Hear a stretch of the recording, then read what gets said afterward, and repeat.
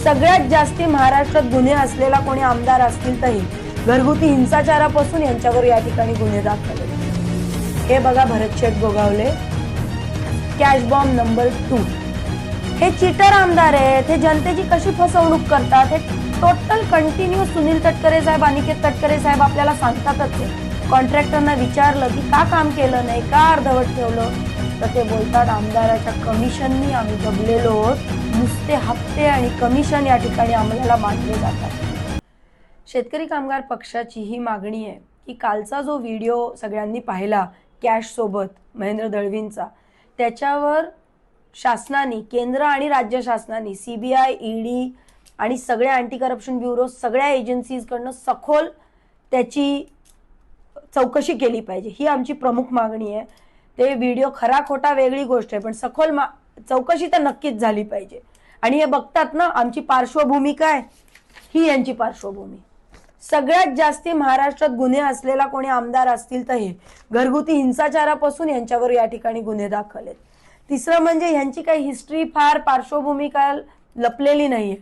यांची बायको मागच्या वेळेस तुम्ही व्हिडिओ पाहिला, व्हायरल पण केला महाराष्ट्राने, नुसतं 50 खोके म्हटली तर ह्यांचीच कॅश बॉम्बवाल्यांची बायको धावत आली माझ्या अंगावर। एका ठाकूर बांधवाच्या शिक्षण अधिकाऱ्यांना मारहाण सुद्धा या मंडळींनी केलेली आहे, ह्याचे सुद्धा व्हिडिओचे पुरावे आहेत। आज तुम्हाला अजून एक खळबळजनक पुरावा मी दाखवते। हे बघा भरतशेठ गोगावले, कॅश बॉम्ब नंबर 2। हे चीटर आमदार आहेत, हे जनतेची कशी फसवणूक करतात हे टोटल कंटिन्यू सुनील तटकरे साहेब, अनिकेत तटकरे साहेब आपल्याला सांगतातच आहेत। काहीतरी बघतं दिसतं म्हणूनच तर ते आपल्याला सांगतात ना। आणि तिसरं म्हणजे आमच्या मतदारसंघात ही कंटिन्यू खुसबूज आहे, सगळीकडे कामं अर्धवट आहेत। कॉन्ट्रॅक्टरना विचारलं की का काम केलं नाही, का अर्धवट ठेवलं, तर ते बोलतात आमदाराच्या कमिशननी आम्ही दबलेलो आहोत, नुसते हप्ते आणि कमिशन या ठिकाणी आम्हाला मानले जातात। माझी मुख्यमंत्र्यांना आणि महाराष्ट्र शासनाला विनंती आहे, कधी थांबणार? हे ते कमिशनचे कॅश नाही ना, ह्या सगळ्यावरती सखोल चौकशी झाली पाहिजे।